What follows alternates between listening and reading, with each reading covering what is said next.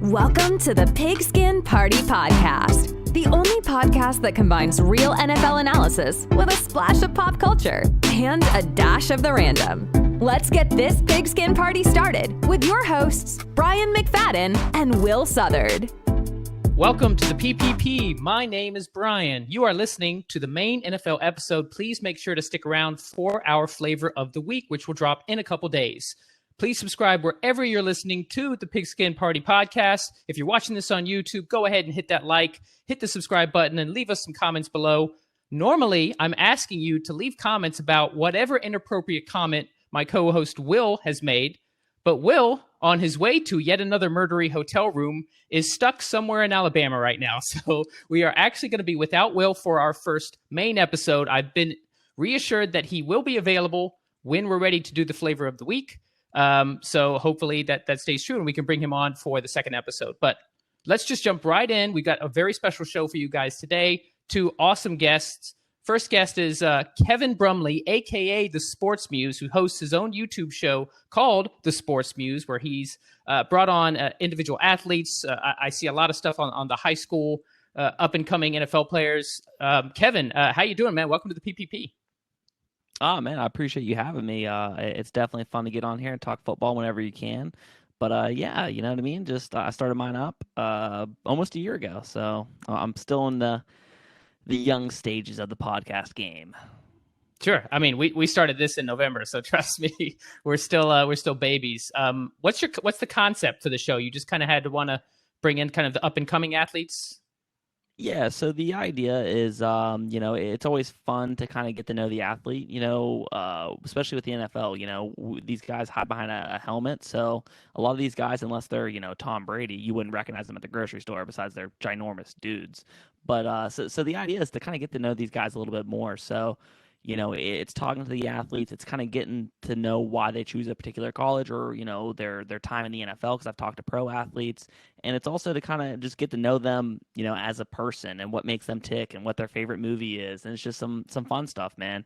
And that's always kind of my favorite interview. So I wanted to do that myself. That's awesome, man. I'm a big fan of bringing the human side. Like, there's not enough that's been done on the humans. These players are human beings at the end of the day. Multi-million-dollar human beings, but human beings nonetheless. So really excited to have you on. And our second guest, Jack Dorfsman, who is a contributor for the Jet Press, which, spoiler alert, in case you couldn't tell, and if you're watching this on YouTube, the hat gives it away. He is a Jets fan. That's right. We're going to continue our Team Deep Dive series this week, doing a deep dive on the New York Jets. Jack, how you doing? Welcome to the PPP. I'm doing great, guys. Thank you again for having me on here. I've actually been really excited for this, really looking forward to this. So when you, let me know that we were doing it a little bit earlier, I was really pumped. Yeah, we initially booked this closer to the draft.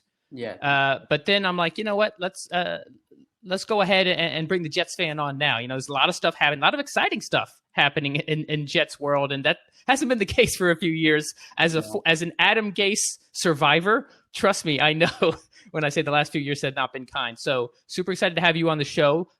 Let's jump right into it and talk about some news. So we're going to break down free agency. I've got a whole segment where we're going to talk about winners and losers, but we cannot get started on that without talking about the big news in the NFL, and that is the Deshaun Watson situation.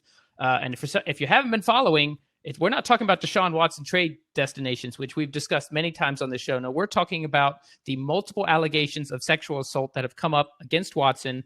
As it stands, or at least last I checked, it could have gone up since then. There are currently 14 lawsuits from a total of 24 accusers. So I want to start with you on this, Kevin. What are your thoughts on this? And obviously we don't know. There's very little evidence on either side that's out there. Watson himself hasn't said much, but what is your kind of perception on what's come out so far with regards to this? Well, this is tough, right? Because it's the idea of, we see this all the time where, and I hate to say this, but people money chase, right? They see somebody famous, they see that they're vulnerable, and it's a reputation, right? So it doesn't necessarily even have to go to court. It's the idea where it's like, I'm going to bury your character, or else, if you don't want me to do that, give me money.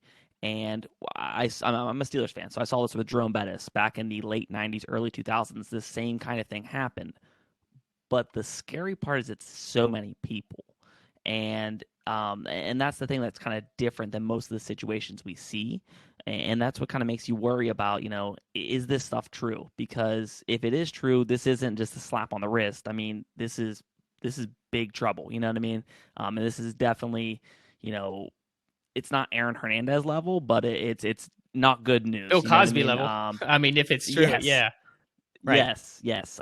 So it's something where it's not going to be like, Kareem Hunt missed, a little bit of time and he's back in the NFL. Right. It's not going to be like that. Yeah, I mean, there's a criminal element to this. Obviously, these are civil suits, but it is still within the realm of possibility for there to be criminal allegations. So we have joked about it being a Cosby thing, but if it is proven to be true, not only could he get out of the NFL, he could go to jail for a very long time. Jack, what are your thoughts on the allegations?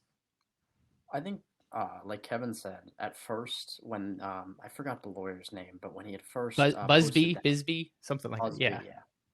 Who we should note apparently lives like 2 doors down from Cal McNair, but that's that could be hearsay. I don't know. Go ahead.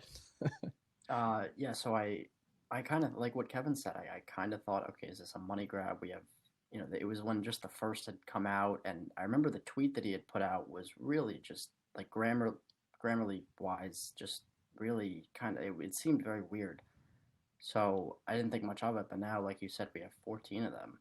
And I mean, you want to side with the player and you want to side with the guy who's the star, but it's becoming really hard to. Yeah, and we should always advocate for victims in this case. They at least deserve to be heard. If somebody makes this accusation, it's a serious accusation and it should be heard. But we're human. We can't help but think, oh, is this a money thing? That Deshaun actually was the first one to mention it. He put something, kind of got out at I think the only thing he said about it was that, hey, I've been made aware of a lawsuit and they're purely after money. So he put that out in there. But then you see it at number 2 and number 3, and the number of accusers is in the 20s now. And it's just like, so there's a couple things that come to mind. One, if this is true, the Texans had to have known about it on some level. How is this just now coming out? The timing is weird. So shame on the Texans for that. And if it isn't true, then where did it come from? Likely the Texans themselves. Shame on the Texans. So, there's no way that they come out of this looking good, regardless of which side ends up being right here.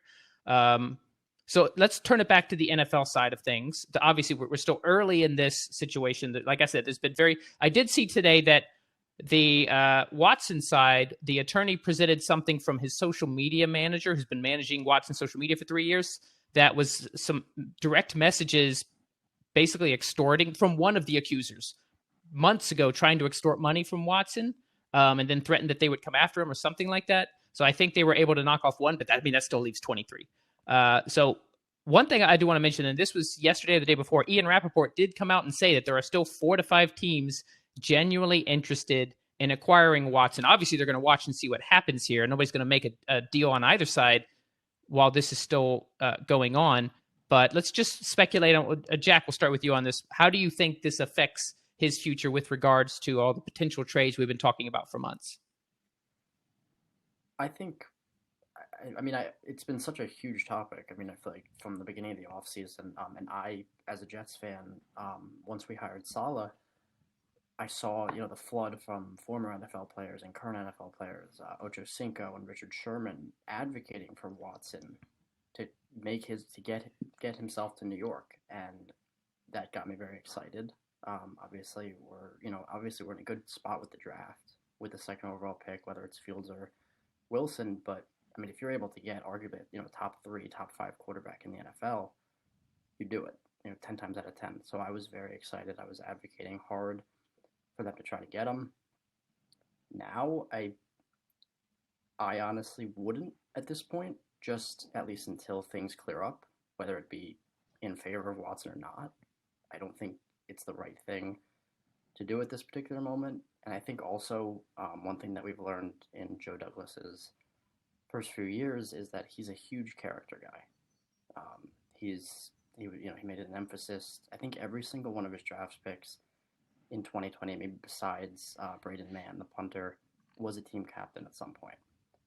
And he has always, in his interviews, made that an emphasis. So it's hard to see him continuing the pursuit. however heavy that pursuit has been in the past few months. I think it's hard to see him continuing that pursuit of Watson until we know a little bit more. Yeah, and like you said, it's baggage either way. Regardless of how this ends up, now there's a cloud over his head. And I wonder if that'll be tough for some NFL teams to swallow. Kevin, what are your thoughts from the NFL side as far as maybe a trade goes? Well, it's always interesting because I think these teams know so much more than what we realize. We hear stories like, oh, so-and-so, is being suspended for drug use. Well, the NFL, drug policies, you have to fail 4 times before you get a suspension. So, they know about all this stuff way ahead of time. When it's the draft process, they analyze your character. They talk to your friends from back home. They talk to your teammates. They talk to your coaches, and they'll ask you questions where they already know the answer. So my point is they have so much deep research that they're going into that if I'm a team that's trading for him, if I'm willing to trade for him, then I think he's innocent. So I'm not necessarily taking a risk. But I'm almost kind of happy if that's the case because you're lowering his price, right? He's already lowered his price by saying, I'm not playing for the Texans. That, notches down a little bit compared to a Russell Wilson who can still play for the Seahawks. He's going to deserve a king's ransom. Now with this, it's I can't give up everything because he might go to prison, So it's that kind of thing where if I'm a team and I clear him, and I think he's truly innocent, this could be a steal, man, because, like Jack said, this dude's a top 5 quarterback. I mean, he's literally a franchise changer. So it's definitely really interesting. But, again, you are taking a huge risk. But if your guys clear him because all the NFL franchises are filthy rich, they're billion-dollar corporations, so they have the resources to really dive deep into, what's going on. Yeah, I think Jack brings up a good point with regard to the GMs who go after character guys. I feel like Chris Greer, Brian Flores, and Miami take a similar approach. And I mean, they've cut stars when they first took over in Miami in order to have guys that kind of all fit the scheme. And we've never heard anything publicly from the Dolphins with regards to Watson, but there was a lot of talk out there. I'm a similar mind. Look, I like Tua. Not all Dolphins fans do, but I just think the jury's shouldn't be out on him yet. It's played 9 games, coming off a huge injury. But at the same time, if the price is good enough to get Deshaun Watson, you freaking take Deshaun Watson. But now, if there ever was a possibility of that happening, I can't see Chris Greer and Brian Flores moving forward with it, even if he does get cleared. It's just why do we want that extra baggage? Why do we want that kind of cloud hanging out? That's not the kind of team we're running. They're almost like the Patriots mold, Flores coming out of New England. So yeah, I think that there are going to be some suitors who might have been in the game who back out. But Kevin, I think you're right. Anybody who does stay in, regardless of the outcome, I mean, assuming he doesn't go to jail, goes to jail, nobody can get him. But if he is cleared, that could depress the price, which means let's say he's cleared, which means there's a good chance the Texans came up with this. And then the price goes down even further. Could Houston mismanage this franchise any worse?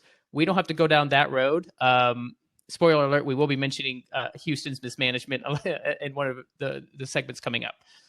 So let's go ahead. As we know, we'll continue to talk about this issue.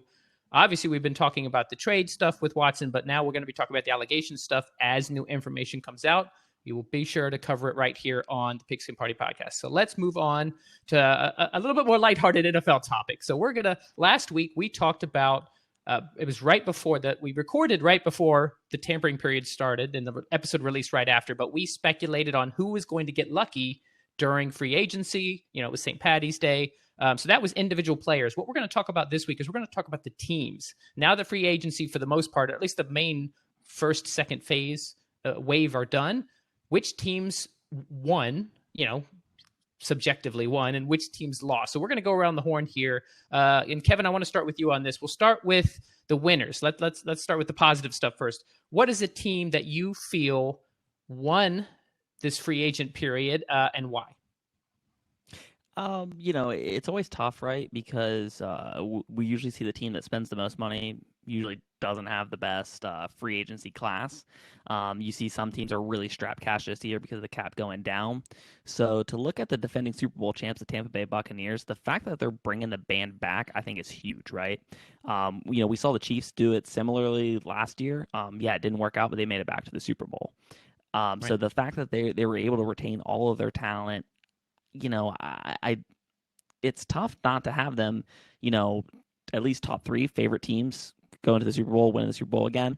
So with that fact, they're loaded and they stayed loaded. So I think they have to be a winner to me. Yeah, I completely agree. And how do you not pick the defending Super Bowl champs when they're bringing back essentially the entire roster? Certainly all the players, the core of what made that team so successful. I'm not willing to bet against Brady anymore. I don't care if he's 57. If he's a starting quarterback in the NFL, I'm not going to bet against him. Jack, we'll go to you on this. What team do you feel, and I'm going to take a wild guess who you might say based on your allegiances, but that's okay. What team do you feel won free agency, at least for the past week? So I don't want to, show my bias completely. It's okay. Show that bias. We're all about bias here. I am going to say the Jets. Obviously, they might not be the top winner, but I did want to discuss at least why I think they're a winner of free agency. I think they're free agent, through this first tampering period. I think it's flown incredibly under the radar. There's been a lot of, big signings by other teams that have, gotten a lot of, heat or gotten a lot of attention. But I love what Joe Douglas has done this offseason. They came into the offseason with the second or maybe third most cap. I think the Patriots snuck up ahead of us at the last minute after the Cam contract. And I love what they did. I think they made a lot of under-the-radar moves. A lot of us wanted to see Allen Robinson. Obviously, he got tagged, but that was kind of our pipe dream going into the offseason was Allen Robinson to go alongside Denzel Mims. But I think Corey Davis at this point was an incredible signing, and for the value that they got him at, I think it was 12 or 13. Now, he's a number 5 overall draft pick. So I mean, was once thought to have the physical talent to be like a dominant receiver in the NFL. He hasn't necessarily reached those heights, but certainly had a resurgent year in Tennessee last year. I think they made a lot of strides on defense too. One of the biggest things, and what we expected, was Saleh to bring his guys in.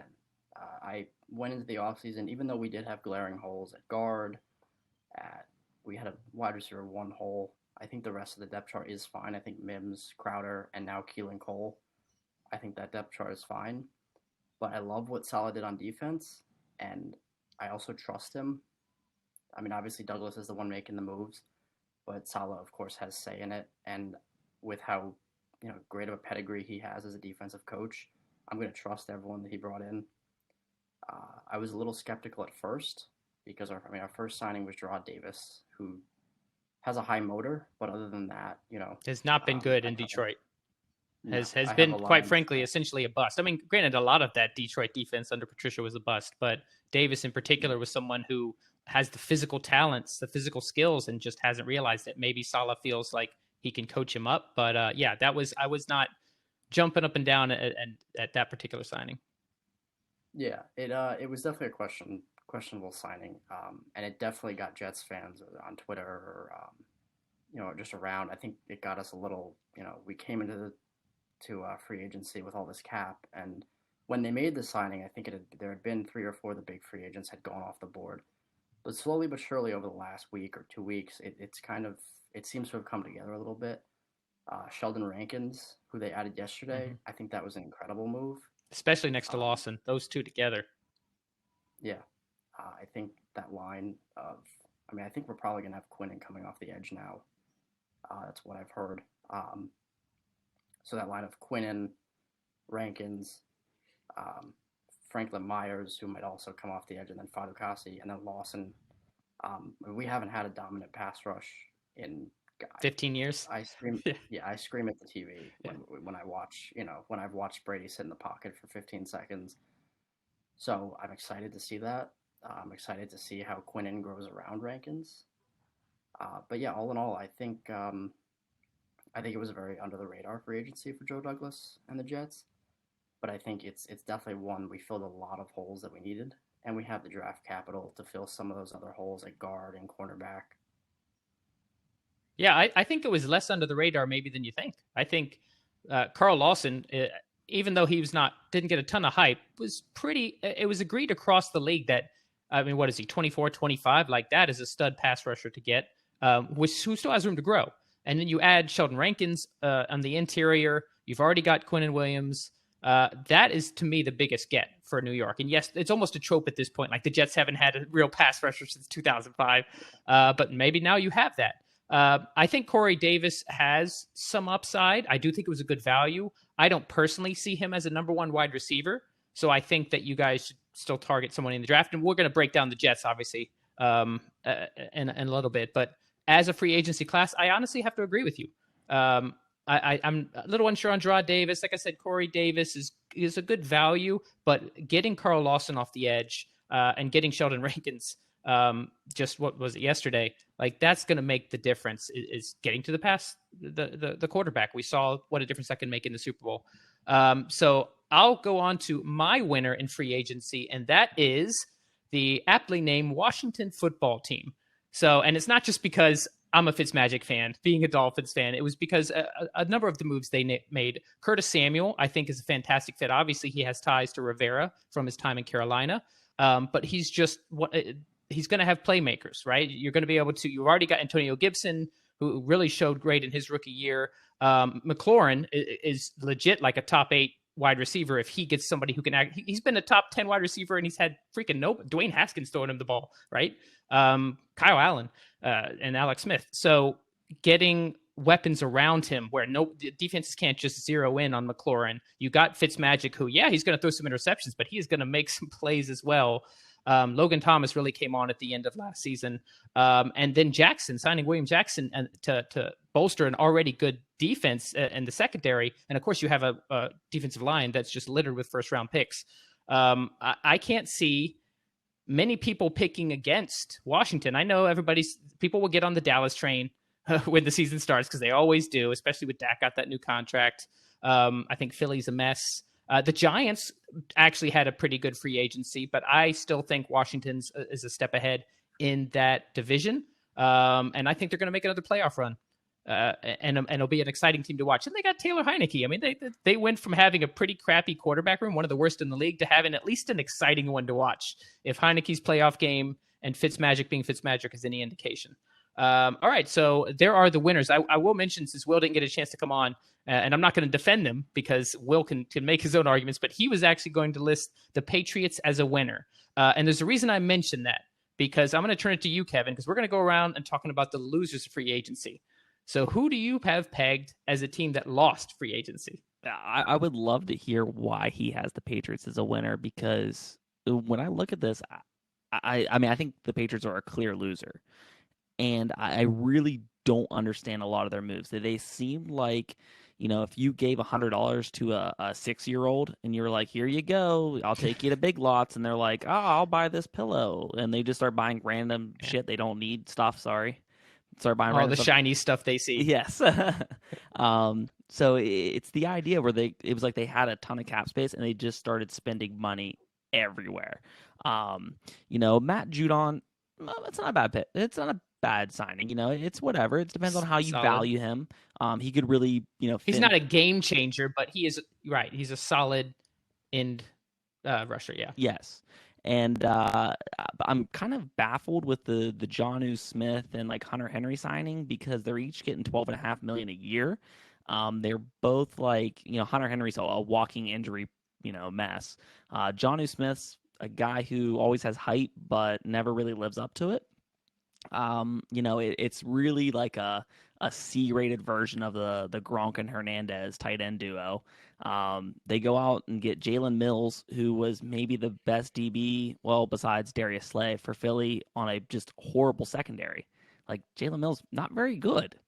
And they signed him for, $6 million a year. Nelson Aguilar, a guy who Philly was like, get out. Okay, he looks good on the Raiders, because the Raiders' offense is actually kind of underrated. He was able to take the top off. I just don't love Nelson Aguilar. They get Kendrick Bourne. They lose Joe Tooney. Like, it's so many things where it's just, I'm not sure what they're doing. The Cam Newton signing, like, what at all did you see that's like, let's bring this guy back? I mean, I'm honestly not sure. I'm more so baffled with, this doesn't seem like Belichick signings. They're not Belichick guys. It just really doesn't make a whole lot of sense to me of, what they're naturally thinking, unless they're just trying to win like right now because they think Bill's leaving soon. Yeah, I'm in complete agreement. And I can speculate as to why Will thought they were winners. First of all, he's like a Brady file. I don't know if you guys have had a chance to listen to the show, but Will is absolutely obsessed. Like he's like it's legit in love with Tom Brady and Gronk, and he doesn't. So he used to be a Patriots fan. Now he's a Bucs fan because he's fair weather, whatever. So I would assume that he just kind of leans on the fact, oh, Bill Belichick's a genius, but this to me is it's crazy to say this about Belichick, but this almost reeks of desperation, right? So he has 1 year without Tom. They go 7-9. Tom goes to a whole new team on a whole new conference and freaking wins the Super Bowl age 43. And Belichick's like, I got to do something. I missed the days of Hernandez and Gronk. Oh, let me sign. Who's on the market? Hunter Henry and Jonnu Smith. They could be the same thing, right? Okay. Well, we need a good wide receiver. Let's get Aguilar and let's pay him. What was it, like 15 mil or something crazy? Yeah. That's the thing. It's not even the players themselves. It's the price that they were paying.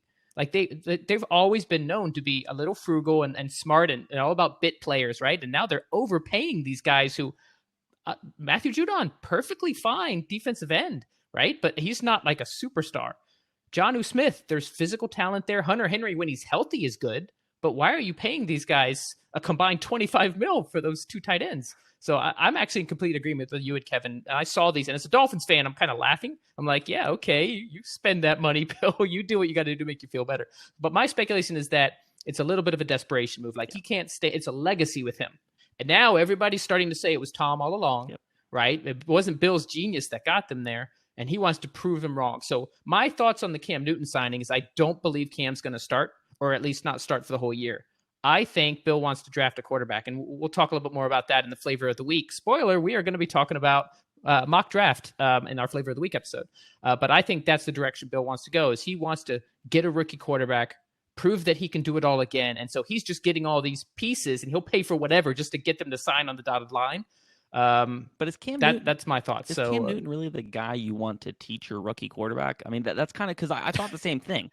Like, is Cam Newton that guy? Like, I'm somebody who I probably like Cam Newton more than most people, but like I'd rather have Ryan Fitzpatrick if that's going to be the case. Like, I don't know. At least like he's more serviceable. He's a smarter dude. Like, I don't know. I'm really the Cam Newton thing I thought was a joke. Like when I read all the headlines, I'm like, oh, someone's like, fake Adam Schefter.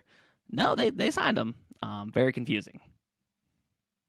Yeah, I'm in complete agreement because can he still make a few plays like with his legs? Sure, but do you want him to mentor a rookie quarterback? No, he might be able to mentor them on fashion and what to wear to make a statement when you're meeting with the media or something like that. But as far as grooming a brand new quarterback, no, that's not what Newton wants to do. And that's certainly not going to be his trait. As a Jets fan, Jack, I'll turn to you on this. Well, because I love trashing the Patriots as much as we can. So I'm happy to stay on this topic and I'm going to turn it over to you to do the same thing. What are your thoughts on the Patriots moves of free agency? I agree with Kevin. And it's similar. It's a similar situation to who I have as my loser. But yeah, I agree with Kevin where I think there was just a lot. They signed so many guys, and I feel like that cap could have been allocated to bigger needs, or at least maybe less players, but maybe some more impact players. I think they just went out and signed a lot of guys that weren't typically necessary. And I do agree with you. I think it could have been a panic move by Bill Belichick and Robert Kraft, kind of saying like, hey, okay, we got to do something here because this was an abysmal season from our standards, at least, Patriot standards in 2020. So let's get as many guys in here as we can to work on 2021. Maybe he's bringing in two tight ends because he figures Cam can't really throw anymore, and if he just gets some guys that run like some little 5-yard slants and outs, tight ends are safety blankets, right? So get him for a rookie and get him for Cam's passing. All right, well, let's hear about your loser then, Jack. You said it was similar to the Patriots. Who is your team that you feel lost in free agency last week? So the team that I think at least did the worst job, just with what they had to do, was the Houston Texans.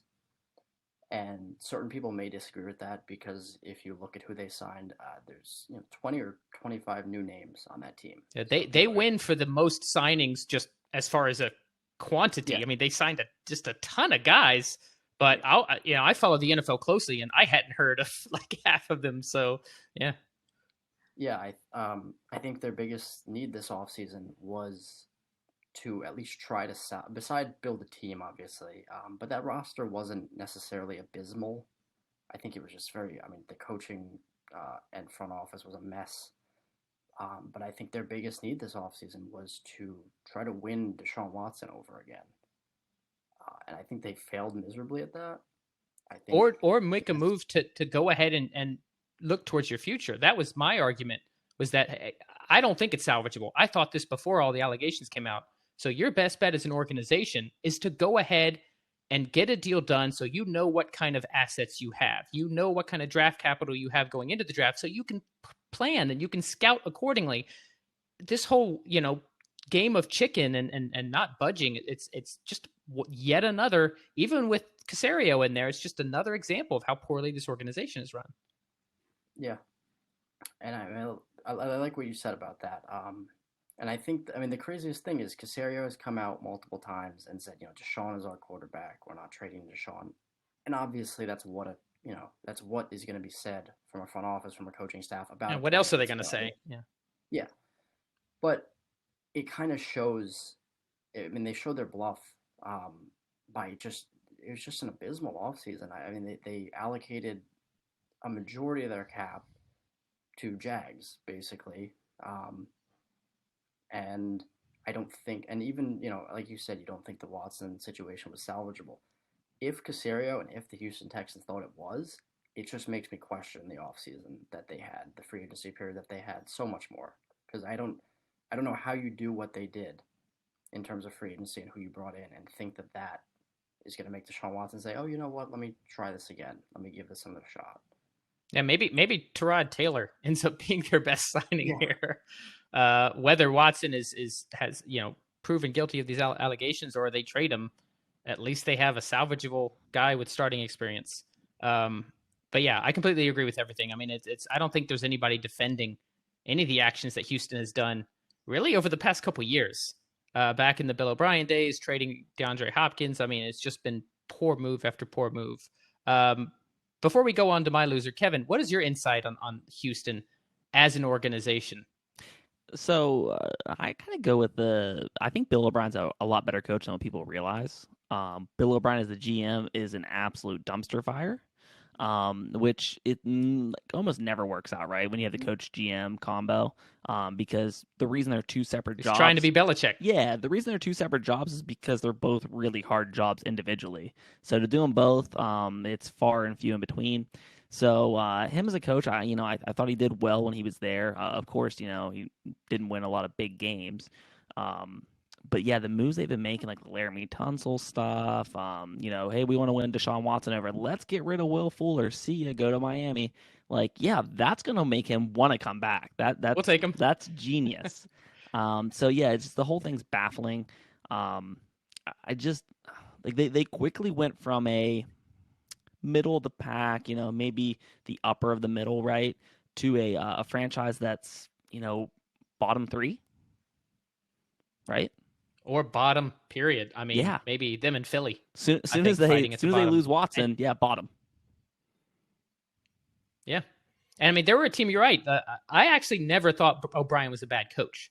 I thought he should have, like you said, there's a reason those two roles exist, not just because they're so time consuming, but they have different skill sets, right? It's rare to have somebody like Bill Belichick who can work both sides of that, but it's better for you just to say, hey, this is what you're good at. You assemble a roster with my input. Let me coach. O'Brien was a good coach. They made the playoffs almost every year, maybe one or two they missed. They didn't really go far, but at least he was fielding 9-7 teams, 10-6, that kind of thing.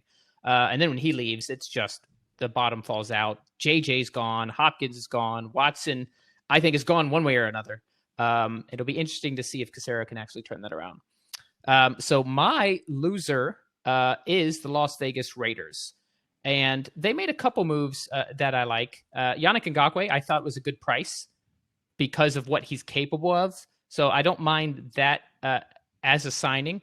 But and getting Smokey Brown to replace Aguilar, I mean they're pretty similar. So we can talk about value and how much they paid, but I mean that's good. They needed a deep threat. They got a deep threat. I think pound for pound, Brown's actually a better receiver for Aguilar. So I think they might have actually had a slight upgrade there.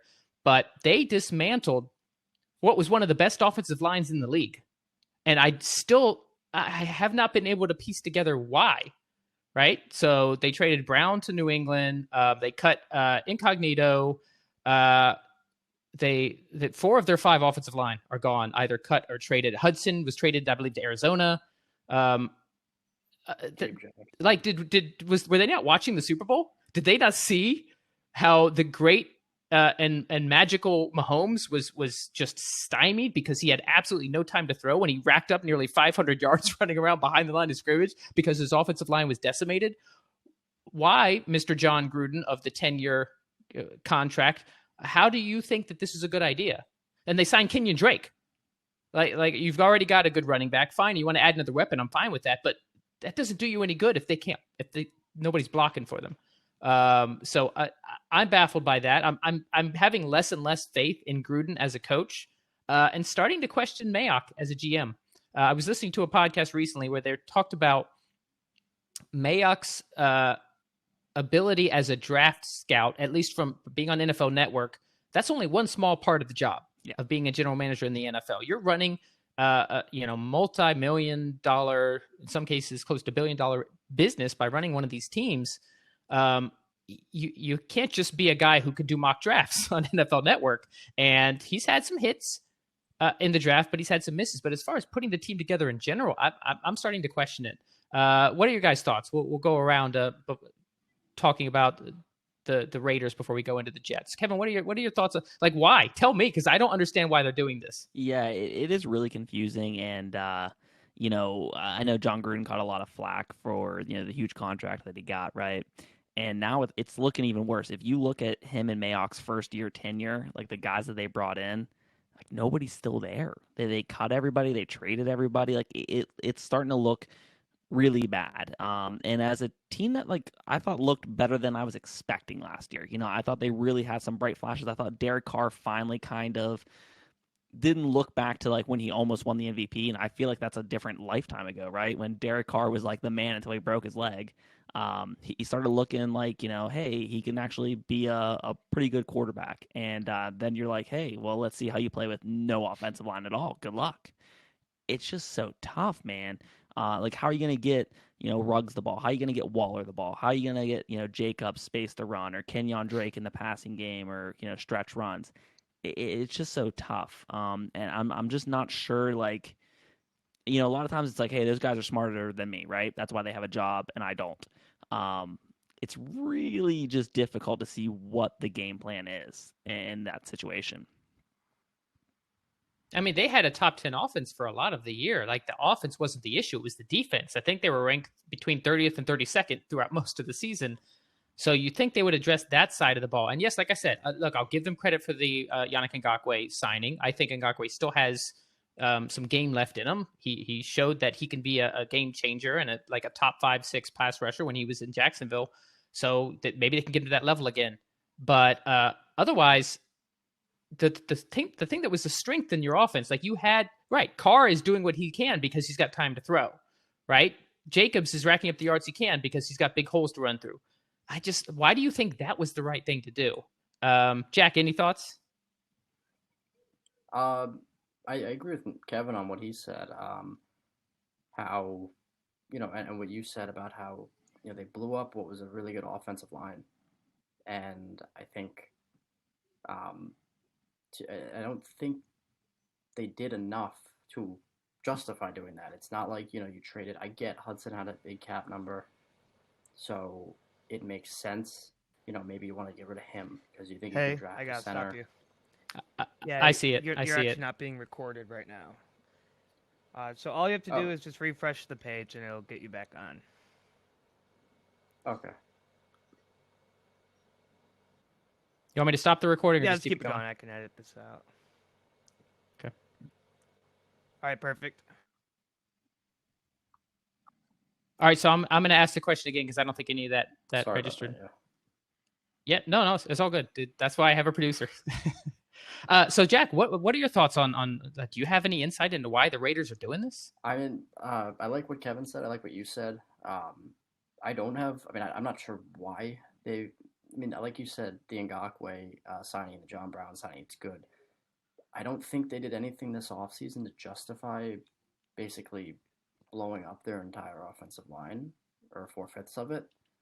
I would understand, Rodney Hudson has a big cap number. Maybe you want to get rid of him because you think you can draft a center or find one, and it frees up a lot of cap. But I don't really understand getting rid of Incognito, Gabe Jackson, Rodney Hudson to make the signings and use the cap the way they used it.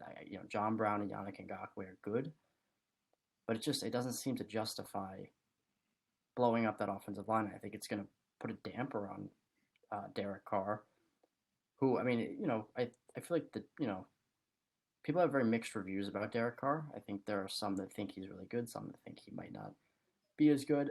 But he's definitely someone I feel like who still has a very high ceiling. Even though he's been in the league for a little while, I think his ceiling is still quite high.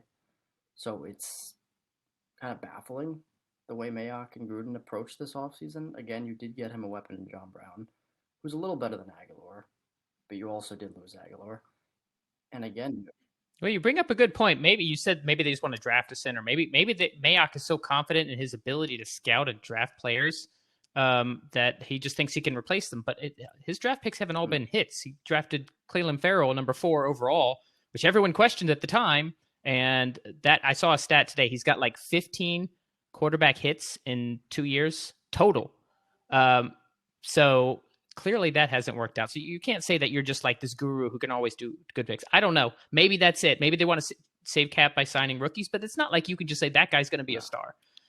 So yeah, questionable there. And I will say the last loser that Will was going to talk about before he got stuck on the road was Chicago. And it was more for what they didn't do. So they were actually in on a number. We know they wanted Deshaun. They were linked with Russell Wilson to the point where they made an offer. It came out. I think they offered 3 firsts and Khalil Mack and maybe another player. That didn't fall through. That didn't go.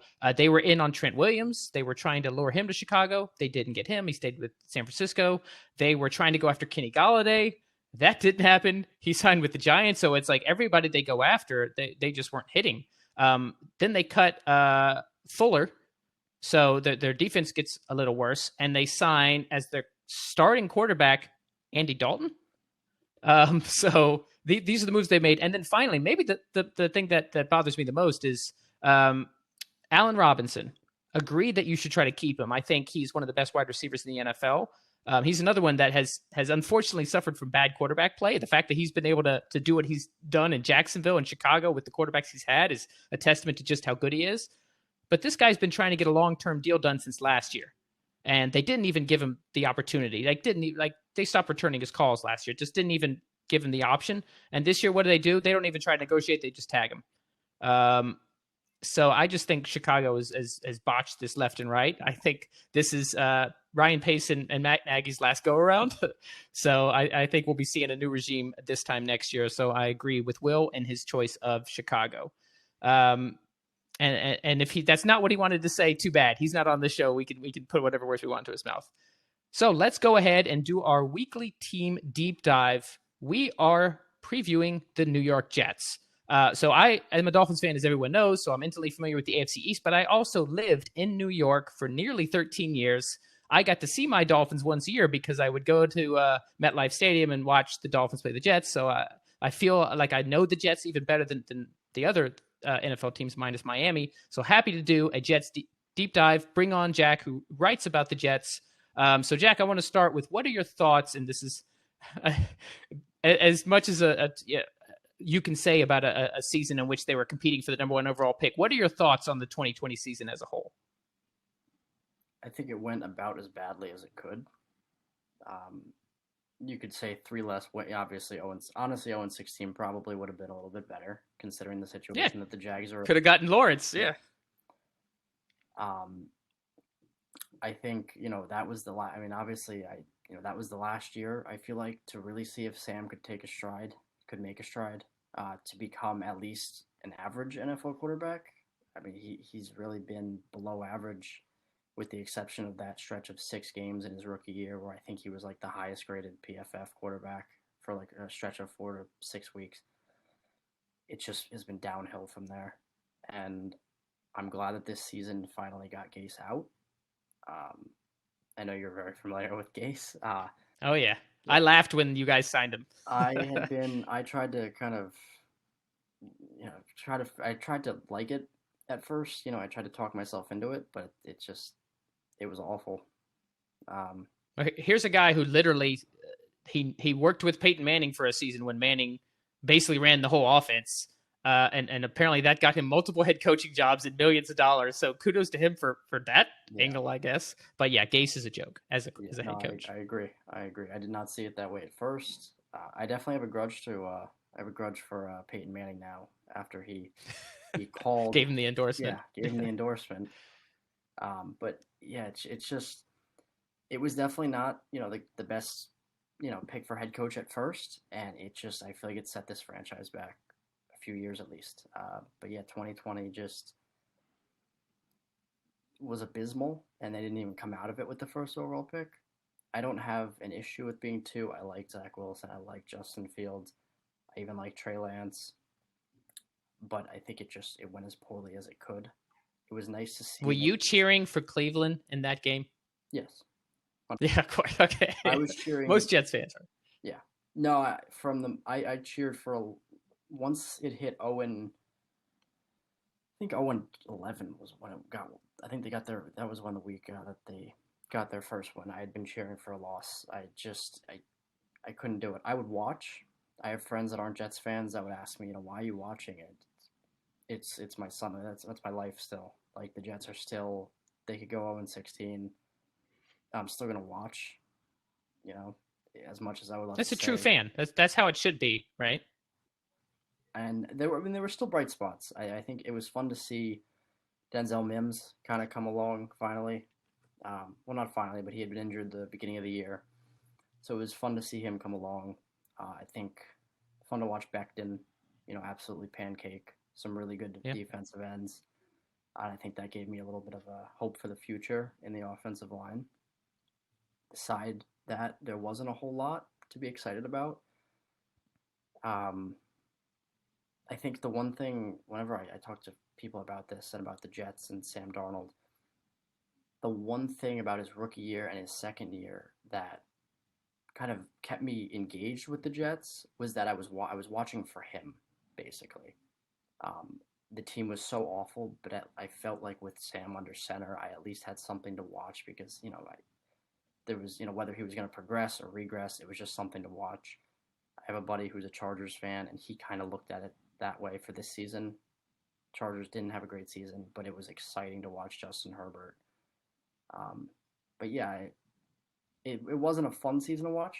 I watched as much as I could, and I'm glad Gase is finally out of here, and I do think that they finally made the right decision with head coach. Time will tell, obviously, but this was a massive head coaching hire or decision for them to make, and I do think they hit it. So I'm at least happy about that. I do agree. I think, you never know, right, until they've actually coached, but as far as candidates, the resume, the way players speak about him, Robert Saleh is a home run. And the staff that he's bringing on as well, is looking really good. Bringing Michael Fleur, kind of keeping a little bit of that Niners run attack. I think it's a good idea. So right now he got hope, right? That's the good thing about having a crappy season, having a high draft pick. You got a whole new coaching staff. I think Joe Douglas hit on a number of draft picks in his first draft last year. Becton, you said, 100% agree. I think Mims has a bright future. But that leads to the biggest question with the Jets, and that's the Sam Darnold question. You mentioned that you liked watching Sam. How do you feel about him now? Are you still sold, or do you think they should trade him? I think he should be traded. I've thought that probably before the season ended, but definitely once the season ended, it was just very clearly time. There was a point during the beginning of the offseason where I believe Adam Schefter or Ian Rappaport, one of the two, had said that he believes that Darnold could fetch a first. don't think there's a chance that happens at this point. I could see maybe I think a 3 and a 5 has always been the consensus, and I would 100% take that. I just think I'd love to see him perform. I mean, I have, when we did the rebrand and we had, got the new uniforms, within a week, I had ordered a Darnold authentic Nike jersey. I would love nothing more for him to pan out. It just doesn't seem like it's going to be in New York. Not at this point. I think LaFleur, I mean, we don't know what goes on behind the scenes, but if I'm Douglas and I'm LaFleur and I'm Saleh, I want to take a chance on my own guy. Yeah, so with that being said, I mean, it seems like an obvious question, but do you think they should take a QB with number 2 then if they do trade Darnold? Yes, I do. Yeah. Yeah. And do you have a favorite? I mean, you mentioned a few of the names. Are you kind of like, I'll take any of these guys, or do you have one you think will be a better fit at number 2? I think Fields and Wilson, I'd be okay with either, but I am a really huge Zach Wilson fan.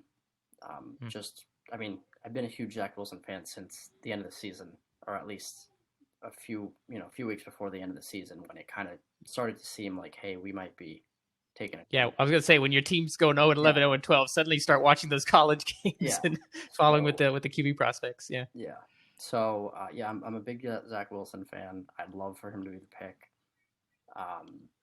I wouldn't be opposed to Fields. I have nothing against Fields. I think he's a great quarterback too. Even Lance, I think, is a very underrated prospect, and I think is going to go a lot higher than people believe or people realize. But if I had my choice, it would definitely be Zach Wilson.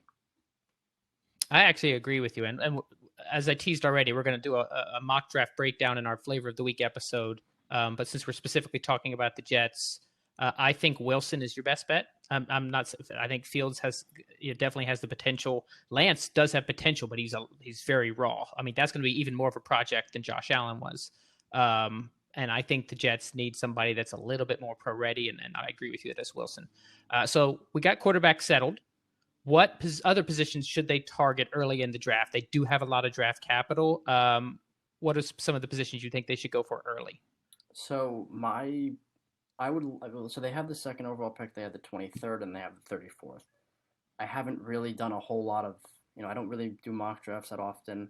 I pretty much know who I'd like to fall to like 23 and 34. After that, I pretty much trust Douglas to find guys, but guard, a tackle, and corner for me would be the biggest ones. I know a lot of would say wide receiver, and I think there's a good chance they have 11 or 10 picks throughout this draft. There's a good chance they take a wide receiver or 2 with one of those picks. But I think the biggest needs are guard, corner, and corner. And I would like a tackle. Right now, opposite of Becton is George Fant, who isn't awful, but I feel like if the guard and center situation is going to be somewhat below average, I'd like at least maybe both tackles to be really good, or to at least block a little bit better. Yeah, no, I agree. I mean, whoever you have back there, whether it's Darnold for one more season or a rookie, you need to give him protection. We've said it. You can't understate that or overstate it, that these guys, the situation they're put in could very well lead to them being successful or not successful quarterback. One of the reasons Josh Allen has done so well is because he's in such a good situation in Buffalo, and Sam Darnold showed promise. He even showed promise in his very first season in the NFL, and it's just gone downhill since then when his situation got worse.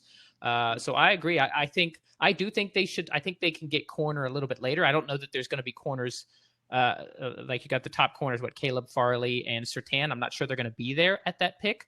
I like going after offensive line and wide receiver. I don't think you have a number 1 wide receiver yet. I think if you get a true stud at wide receiver with Corey Davis and Denzel Mims, suddenly you got a nice crew there. And of course, Crowder, working the slot. Now you've got some weapons. If you pair that with a solid offensive lineman to protect your future quarterback, then you've definitely you're moving in the right direction. So let's go on to 2021. So let's say you get these positions, these players that you're hoping for.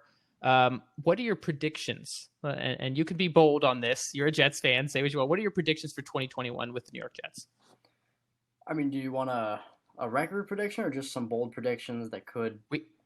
It's entirely up to you. We had a Colts fan on last week who literally went game by game, like brought up the schedule in 2021. He's like, that's a win, that's a loss, that's a win.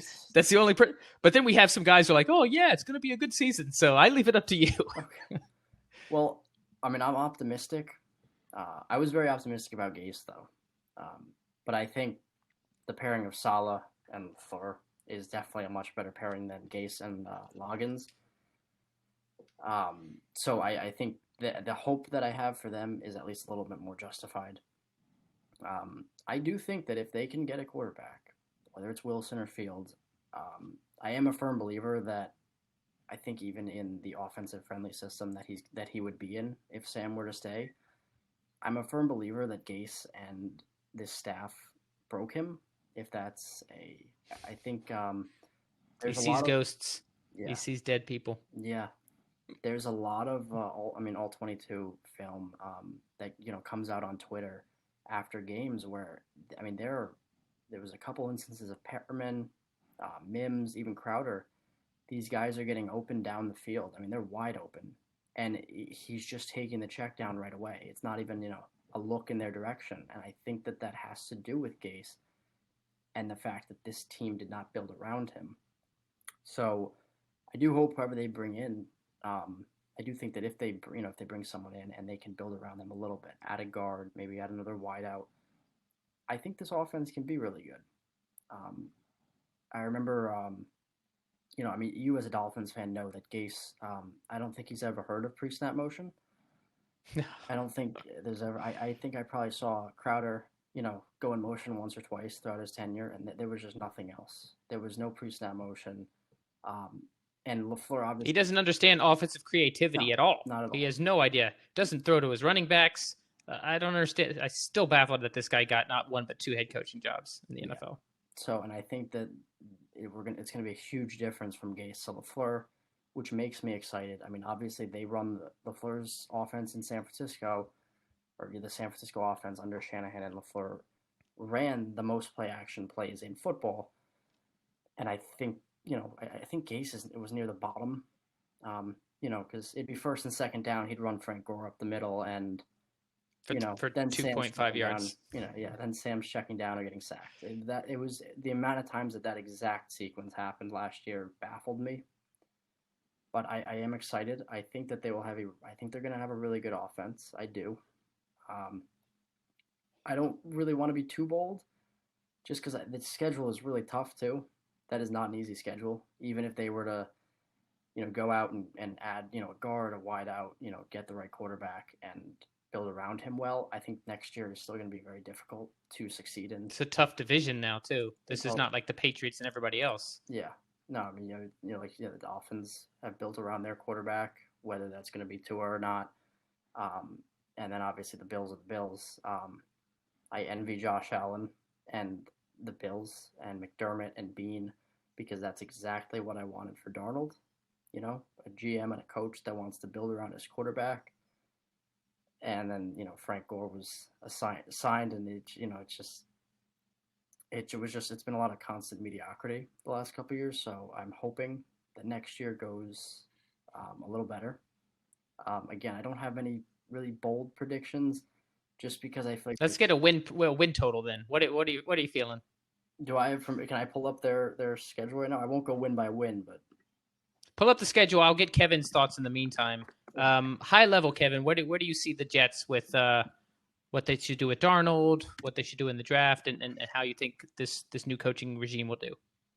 It's tough, right? For the simple fact that you kind of almost have to quit on Sam Darnold, even though it's probably unfair.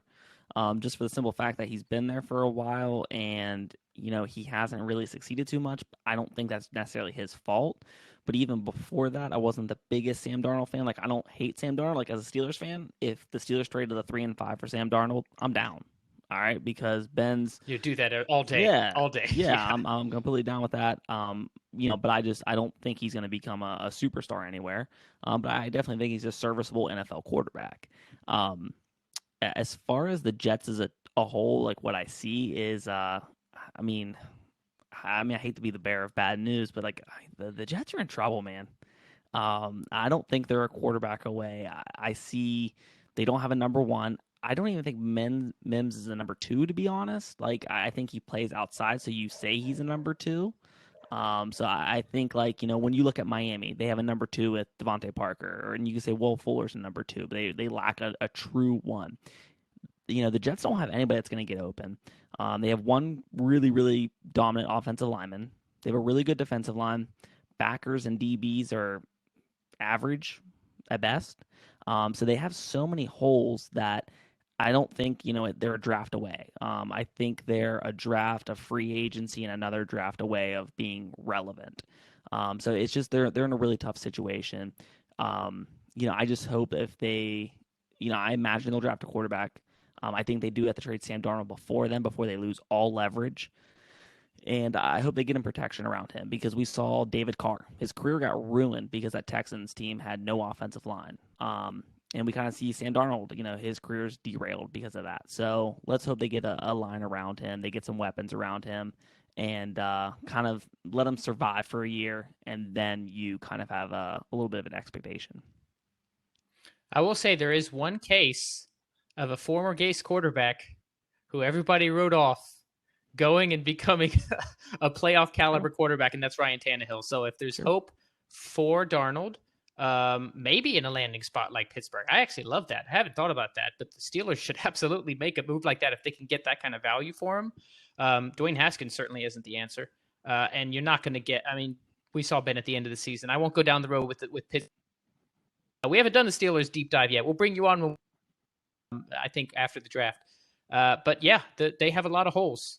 And this is not a one and done, like quarterback away type situation, but I think the arrow's up. The arrow was already really low, but the arrow's up. There's only Jack, one way you have the schedule up? You want? That's true. I know. That's a good point. Yeah. Well, I was trying to be nice and optimistic. All right, Mr. Arrow up. Jack, do you got your schedule up? You ready to give a prediction on wins? I do have the opponents, and it scares me, to be honest. But I'll just go through, just because I feel like neither you may know just what their opponents are. Well, you'll probably know, Brian, because we're gonna have similar opponents, obviously being in the same division.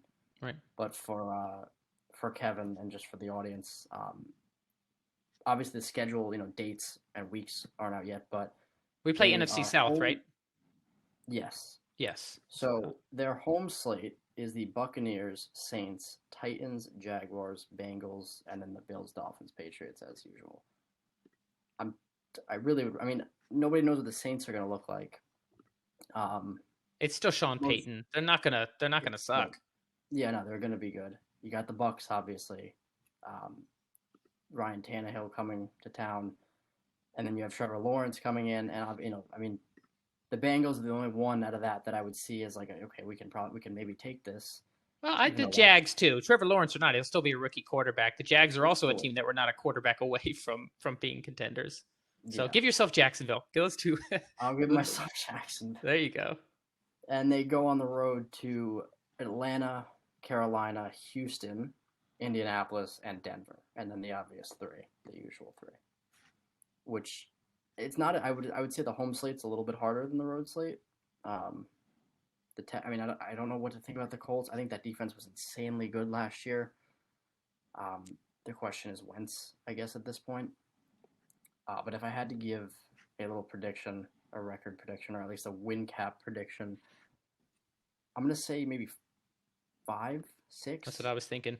5-12, because there'll be 17 games in all likelihood. That's weird. 5-12.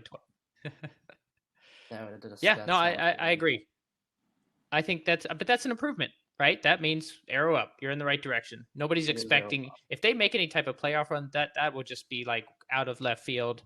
But you just need to improve it. You have to improve at quarterback, whether that means they keep Darnold and he shows a lot of improvement, and they, end up re-signing him, or they trade him away, draft a rookie, and the rookie shows promise, and then you get more wins that you did this year, which is not a very high bar.